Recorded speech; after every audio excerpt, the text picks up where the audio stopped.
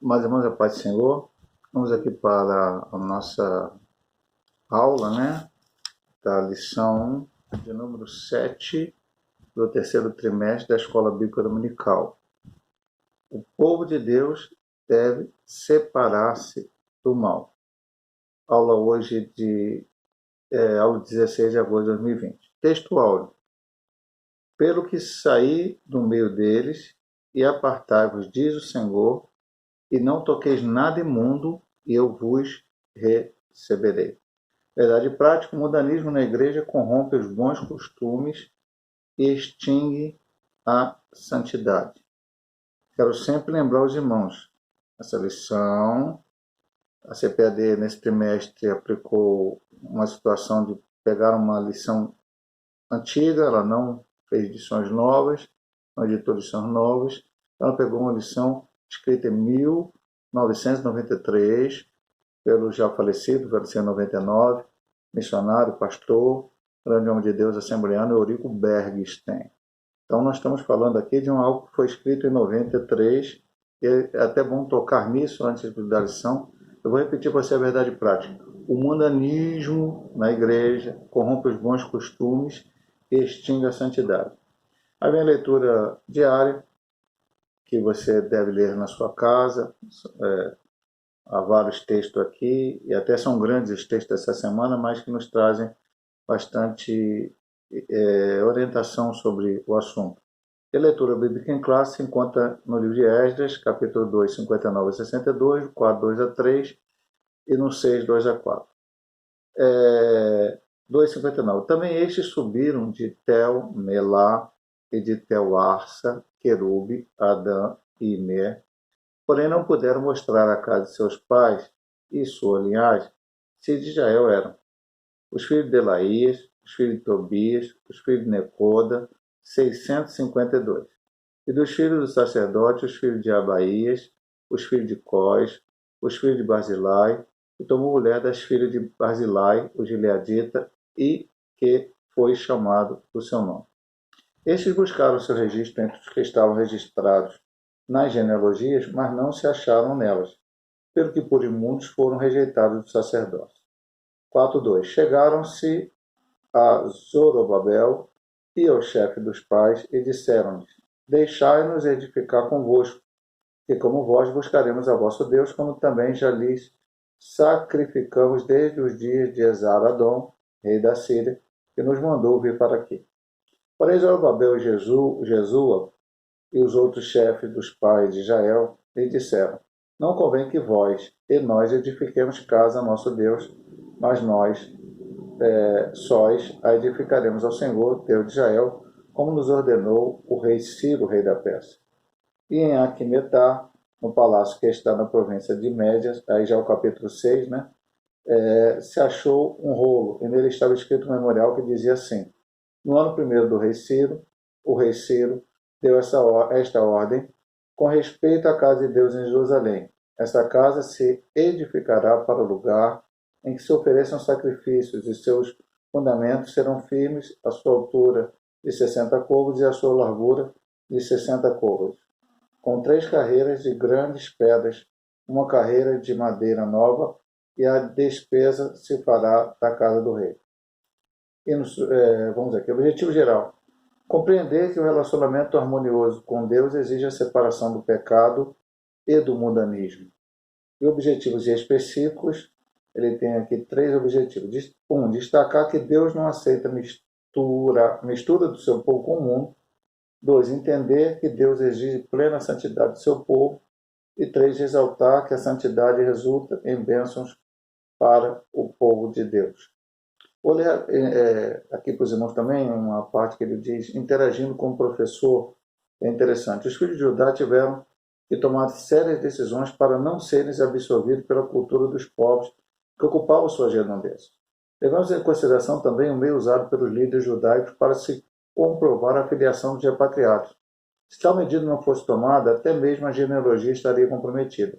Como povo de Deus, devemos manter a nossa identidade como servo de Deus e preservar o nosso nome no livro da vida, afastando de qualquer mundanismo que possa comprometer a nossa comunhão com o Salvador. Fazendo assim, não serem envergonhados no grande dia do Cordeiro. Introdução da lição. Nesta lição iremos estudar os preparativos para os judeus que os judeus fizeram para pôr os alicerces da nova forma de vida que eles iniciaram em Jerusalém depois dos anos do cativeiro em Babilônia. Ali eles viveram espalhados pelo vasto território daquele reino, e agora iriam viver uma vida comunitária conforme os ritos da lei. Ele comenta aqui: eles viviam todos juntos em Israel. Veja que o cativeiro babilônico foi especialmente das tribos do sul. As tribos do norte já tinham sido levadas no cativeiro assírio e tal. E lá na Babilônia, não é que eles ficaram juntos, todos os cativos, no mesmo lugar.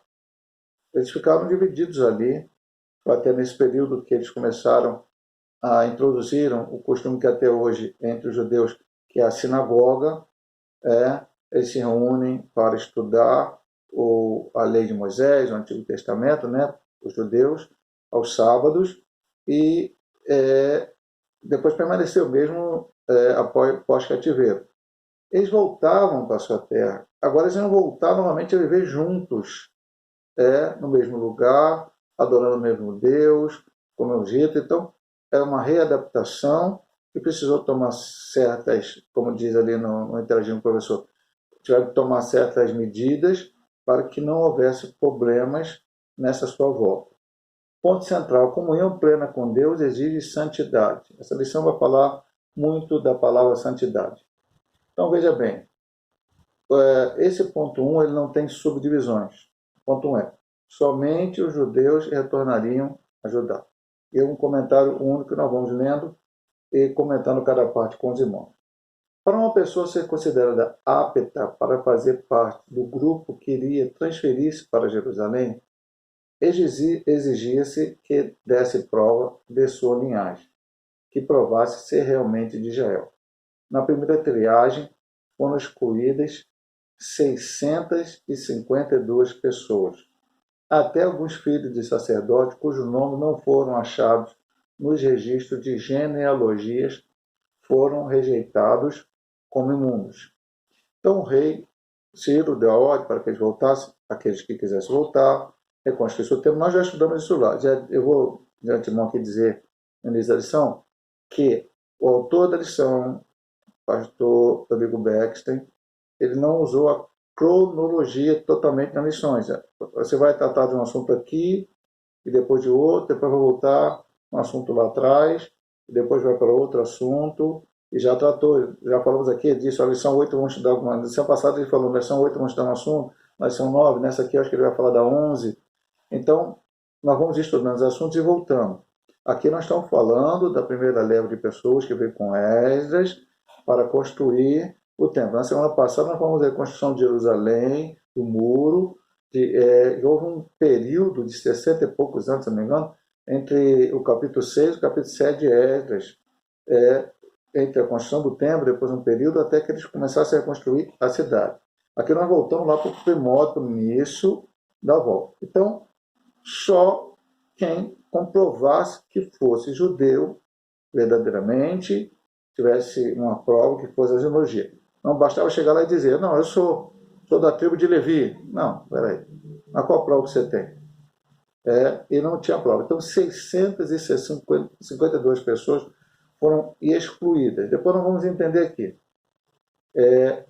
Principalmente o pessoal da tribo de Levi, os sacerdotes, isso era muito importante, né? Os judeus mestiços, nascidos de casamentos mistos durante o cativeiro em Babilônia, não fariam parte do grupo de judeus que retornariam a Judá. Somente aqueles que comprovassem a sua ascendência puramente judaica faziam parte daquele grupo. Deus não aceita a mistura do seu povo com o povo do mundo. Não pode haver comunhão da luz com as trevas. Que é muito importante nós comentarmos. Quando ele escreveu esta lição, isso era muito forte no meio evangélico brasileiro, chamado casamento misto, não poderiam ser feitos. O que chama-se casamento misto? Então, a pessoa que é remida e lavada no sangue do Cordeiro, é um cristão, batizado, membro da igreja, está em comunhão, que quer se casar com uma pessoa de uma outra religião, que professa outra religião, ou mesmo que não professa religião nenhuma, que seja ateu, que não seja um convertido e tenha aceitado a Cristo como Salvador. Nós, pastores da Igreja Metodista Pentecostal, a nossa Constituição nos proíbe de fazer esse tipo de casamento. E hoje, no século XXI, então, aí as pessoas muitos criticam esse tipo de atitude e tal. A experiência de pessoas que namoraram pessoas e depois elas se converteram, sim, eu vou aqui falar que aconteceu na minha família. A minha mãe ela sendo uma cristã, começou a namorar meu pai, que não era cristão. Mas assim que ela começou a namorar meu pai, isso, veja bem, meu amado irmão, eu estou com 56 anos, isso, você imagina, eu sou o filho mais novo, então minha mãe começou a namorar meu pai, sei lá, quase 65 anos atrás, não sei, né, por aí. Então era uma outra ideia, um outro pensamento de mundo que é hoje. Hoje está um pouco mais complicado. Nós estamos falando isso aqui porque eu estou dando uma aula, isso vale mais para os jovens, normalmente, né? Embora uma pessoa de mais idade também possa ficar viúva, ou seja, solteirão e queira casar também. Normalmente é o jovem que casa. Então, mas a orientação aconteceu. Minha mãe namorou. Mas meu pai se converteu logo, aceitou a Cristo como Salvador, também foi batizado na igreja que ela participava, e quando eles casaram, os dois eram cristãos e todos os dois já morreram em Cristo. Assim aconteceu também com a irmã Nícia, que é minha ovelha até hoje, minha prima, e o falecido pastor Raimundo Rosas, que também, quando a Nícia começou a namorar, ele não era um cristão, mas depois veio a se converter, se tornar um obreiro na Igreja Metodista Central de Caxias, a qual nós participamos naquela época também, e depois vindo para a Metodista Pentecostal, galgaram o presbitério, depois ao pastorado e faleceu servindo ao Senhor. É um pouco complicado no dia de hoje, qualquer tempo seria? Sim, porque a tendência é que o moço ou a moça evangélico que namora uma moça, um moço não evangélico, essa pessoa que não é cristã vai tentar puxar aquela pessoa para o lado ruim. E se casar, como é que fica? Aí vem os filhos, e aí o pai quer que o filho vá para aquela religião X, a mãe quer que vá para cá. E aí complica, minha amada irmã. Lá era proibido completamente. Veja bem, foram para a Babilônia.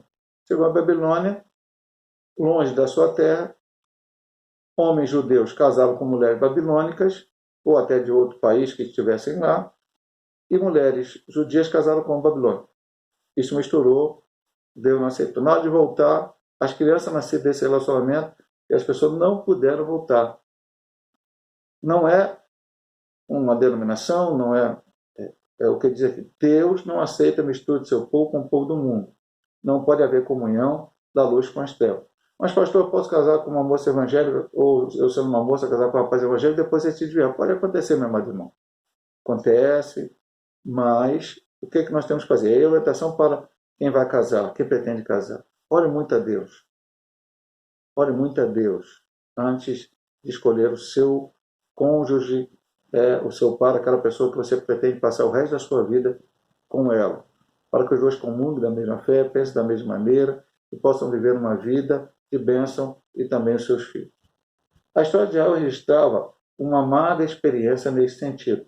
Quando os israelitas, libertados pela mão do Senhor, se preparavam para ir a Canaã, um grande povo de mistura não israelita queria acompanhá-los. Foi exatamente essa gente que, durante o trajeto no deserto, foi fonte inspiradora de murmuração. Ele cita aqui Números, capítulo 11, versículo 4. Eu vou ler esse versículo para você, para nós entendermos bem esta situação. E o vulgo que estava no meio deles veio a ter grande desejo, pelo que os filhos de Israel tornaram a chorar e disseram: quem nos dará carne a comer? Com esse povo que veio misturado, talvez porque lá no Egito também, talvez alguns judeus casaram com mulheres egípcias, alguma coisa, ou vice-versa, né?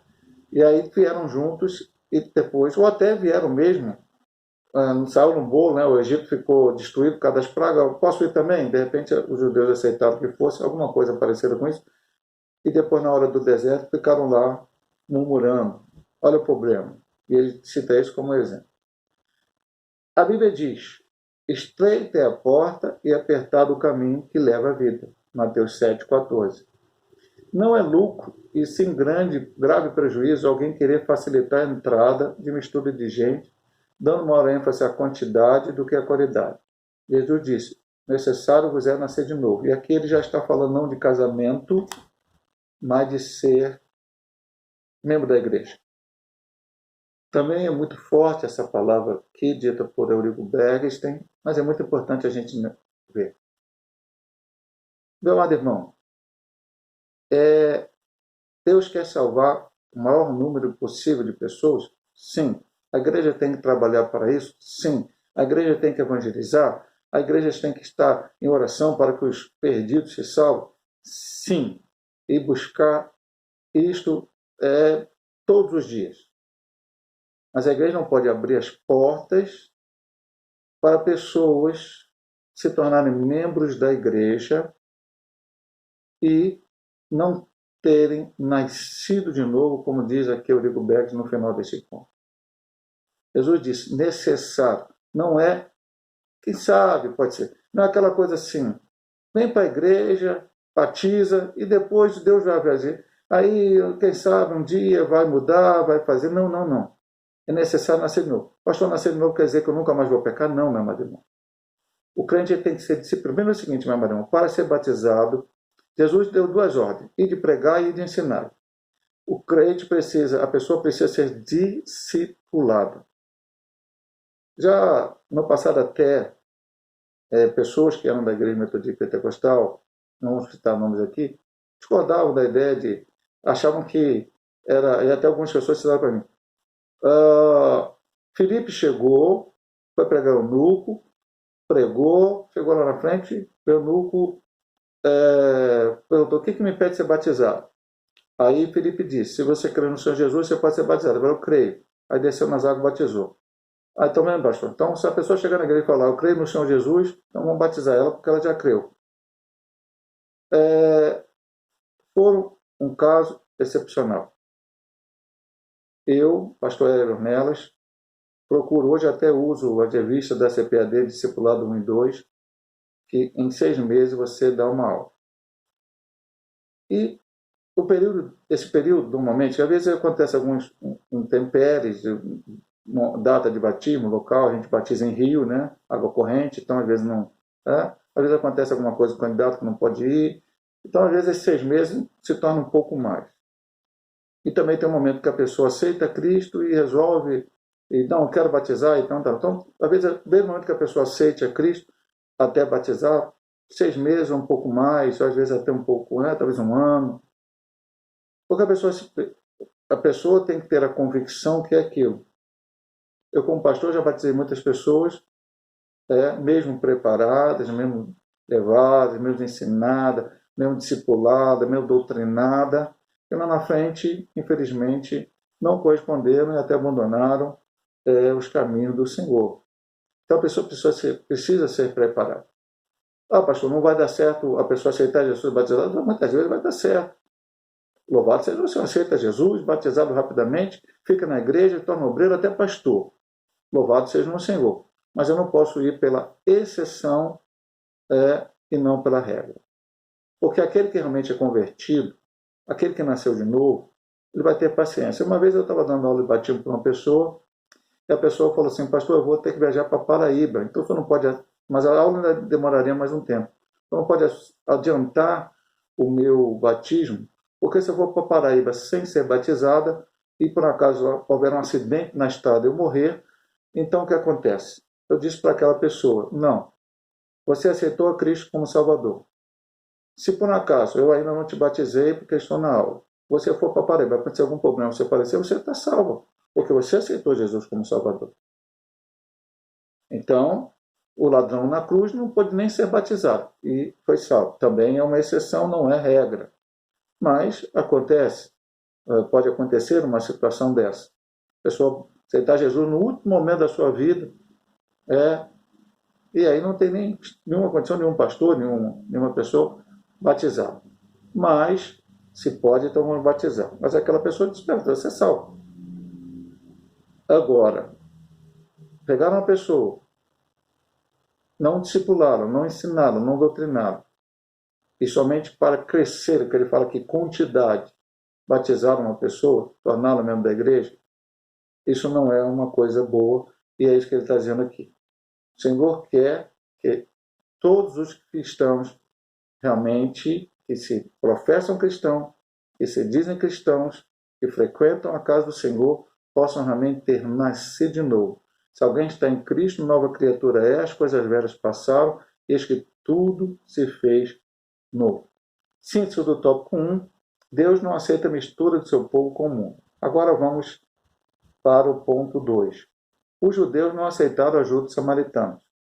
Então ele vai explicar que eram os samaritanos aqui, nós já explicamos por alto, mas aqui é bom ter uma explicação bem específica, irmão, e também, novamente, irmão, vai ouvir isso e vai entender. E às vezes fica naquela dúvida. Jesus teve a conversa com a mulher samaritana e aquela coisa lá no Novo Testamento, pastor, não entendo muito isso, os samaritanos, judeus, então vamos ver aqui o que é. Os samaritanos eram uma mistura de gente, na sua maioria de origem pagã. Este povo apareceu depois do ano 721 a.C., quando o reino de Israel foi derrotado pelo exército de Sargão II, e as 10 tribos do norte levadas cativas para a Síria. Era esta a estratégia dos reis da Assíria, que foi um império grande que houve antes de Babilônia. Depois de Babilônia dominaram e tornaram um dos maiores impérios também que houve no mundo. Então, o que os assírios faziam? Igual dominavam um pouco, no caso ali dominou. Vou colocar para você entender aqui. Viesse aqui dominasse o Brasil.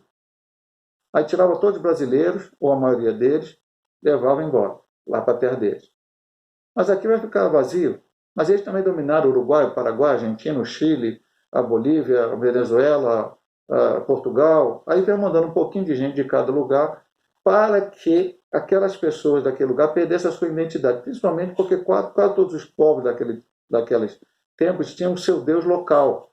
Então, se eles fossem misturados agora, veja que ele vai dizer aqui, ó, por ordem da Síria foram trazidos o povo de Babel, de Cuta, de Alva, de Amad, de Sabafaim, e habitaram na cidade. Então cada um serviu o seu Deus, perdeu a identidade local, que era essa a ideia do rei da Síria, para que aquele povo não se rebelasse de novo e fugisse do seu domínio. Habitaram a cidade de Samaria em lugar dos sacerdotes e tomaram Samaria em herança e habitaram nas suas cidades. Posteriormente, o rei da Síria enviou-lhes um sacerdote israelita para ensinar o povo da terra o temor de Deus. Mas por que ele fez isso?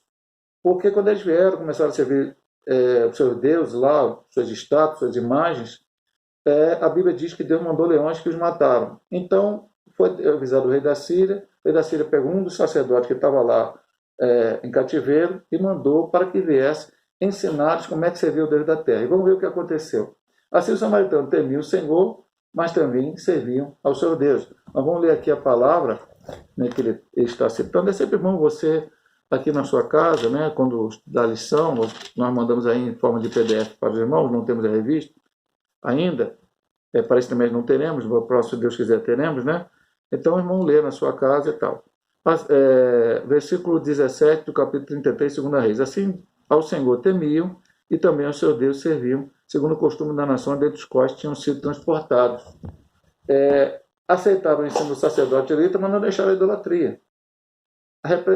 Representam muito bem uma vida na carne, na qual a idolatria é uma expressão. Gálatas 5:20 fala das obras da carne. E uma das obras da carne é a idolatria. Adoraram outro Deus. Esse Deus pode ser o dinheiro, pode ser bens materiais, pode ser uma pessoa, pode ser uma estátua. Seja o que for que a pessoa adorar, que for para ela mais importante do que Deus, é a idolatria e Deus abomina. Naquele povo servia estátuas. Então, eles não eram servidores do Deus vivo verdadeiro. Eles eram um mistura de povo, foi misturado ali, e que acabou tendo uma identidade nacional deles. Tanto é que quando Jesus conversa com a mulher de Samaria, ela fala, nossos pais falam que tem que adorar neste monte, que é Samaria, e vocês têm que adorar em Jerusalém. Jesus disse, verdadeiros adoradores adorarão em espírito e verdade, porque hoje você não tem mais um lugar específico para adorar. Pastor, não preciso para a igreja? Não, precisa para a igreja. Está louvando o Senhor nos dias de culto da igreja qual você congrega, seja ela qual for a denominação. Agora na pandemia, algumas ainda não reabriram, então você cultua em casa, ouvindo lá o culto online da sua igreja, mas as igrejas que já reabriram, você vai para a sua igreja e ali cultua junto com os irmãos. No momento que você não está na igreja, você cultua a Deus na sua casa, cultua na casa dos seus parentes, cultua a Deus, você sai no meio da rua para fazer alguma coisa e louva a Deus, enfim, onde você estiver, nós somos verdadeiros adoradores do Senhor. O ponto 2.2 diz: os samaritanos ofereceram cooperação aos judeus. Quando os judeus começaram a construção do templo, os samaritanos ofereceram para cooperar. Esdras 4.1. Os judeus, porém, rejeitaram firmemente a proposta. Não pode. Igualmente, quando a construção dos muros, que nós estudamos semana passada, também foi recusado pelos judeus a cooperação dos samaritanos. Essa atitude é bíblica, diz aqui Eurico Bergs, pois a Bíblia manda que nós devemos nos afastar daqueles que não têm essa doutrina. Vamos ler aqui, ele cita 3 textos aqui do Novo Testamento. Eu vou ler Tito 3.10, eu escolhi aqui Tito, então Timóteo... Não, vou abrir primeiro Timóteo, então vou ler Timóteo aqui, meu amado irmão, abrir primeiro Timóteo. Se alguém ensina alguma outra doutrina, e se não conforma com as sãs palavras de nosso Senhor Jesus Cristo e com a doutrina que é segundo a piedade, é soberbo e nada sabe, mas delira acerca de questões e contenda de palavra, das quais nasce inveja, porfia, blasfêmia, ruim suspeita, contenda de homens corruptos de entendimento e privados da verdade, cuidando que a piedade seja causa de ganho. Aparte-te dos tais. Então, vou repetir o que ele disse. Essa atitude é bíblica. Samaritano não pode construir com a gente. Ele diz, é bíblico. Devemos nos afastar daquele que não tem essa doutrina. Que essa doutrina é essa? É isso aqui, meu irmão, palavra de Deus. O sujeito começa a vir, Jesus não é Deus, o Espírito Santo não é Deus, o dízimo não é verdade, ou então para você ser salvo, tu tem que guardar aquele dia específico. Se você não guardar aquele dia, então já era. O sangue, se você está doar o seu sangue, no caso, pessoas doam sangue, minha esposa já doou sangue uma vez, uma criança precisava, ela foi lá no Hospital do Fundão, né? Acho que era até o filho do Fábio, na época, se não me engano. Alguém precisou, não me lembro quem era. Fábio, que foi da igreja. Então foi lá doar. A minha filha, Alice Maria, a mais velha, é doadora de sangue. Então, você está doando sangue, está doando a alma. Eu já até dei uma reflexão aqui, expliquei sobre isso, que não é verdade. Então as pessoas começam essas heresias, essas coisas contrárias à palavra, afasta-se deles. Não é afastar, meu amado irmão, de não evangelizar. Não é afastar de nem querer olhar para a cara deles. É não seguir o ensinamento errado deles. Não deixar-se ser influenciado por esses pensamentos ruins. Se concentre na palavra, lê a palavra e quando alguém vier com essas situações para você, vai lá e fala com ele na palavra. Não. A palavra diz isso, eu creio na palavra. Vamos continuar aqui. Igualmente, devemos nos afastar daqueles que têm uma vida irregular. Ou seja, aqueles que estão dizendo que são cristãos, mas estão fazendo coisas que não agradam a Deus. Que a gente sabe que está escrito na palavra. Como também daqueles que causam divisões. Então, aqui ele termina o segundo ponto. Ele está falando no segundo ponto, os samaritanos quiseram ajudar, os judeus não aceitaram.